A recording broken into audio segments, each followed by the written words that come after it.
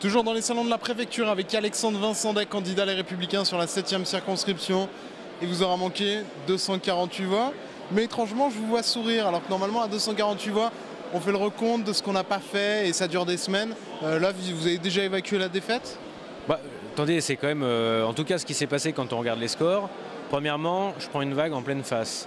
Je ne dois même pas être au deuxième tour si j'écoute les uns et les autres.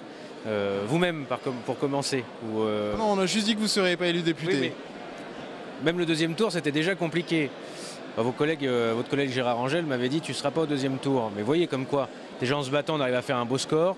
Deuxièmement, on fait le plus gros score pour un candidat LR de toute la métropole.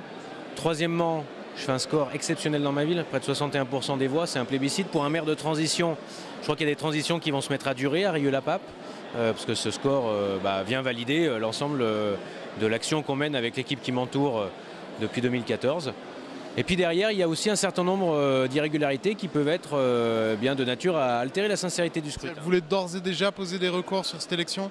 Comme il y a un certain nombre d'irrégularités, bien sûr, on va regarder s'il y a nature à déposer des recours.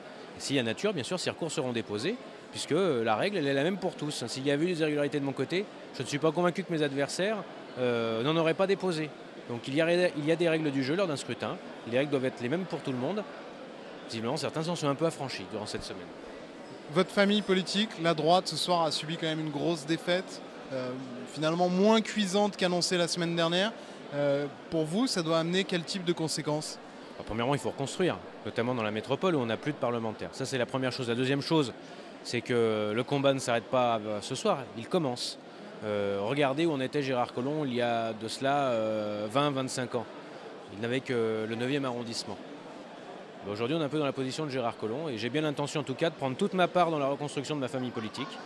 Et s'il faut que je fasse, que je prenne des responsabilités et que derrière je puisse aider cette famille à se reconstruire, bien sûr que je ne me déroberai pas. Je crois que c'est extrêmement important. Aujourd'hui, j'ai prouvé, en tout cas dans mon secteur, qu'on pouvait faire bouger les choses, qu'on pouvait consolider, qu'on pouvait dans une circonscription qui était soi-disant ingagnable pour la droite faire des scores exceptionnels malgré une vague en pleine face. Ce qui veut dire que premièrement en 2020, c'est de bon augure, mais il ne faut pas s'endormir sur ses lauriers. Je vais continuer à me battre dans ma commune pour continuer à avoir ces résultats, pour que les électeurs me gardent leur confiance. Ça, c'est la première chose.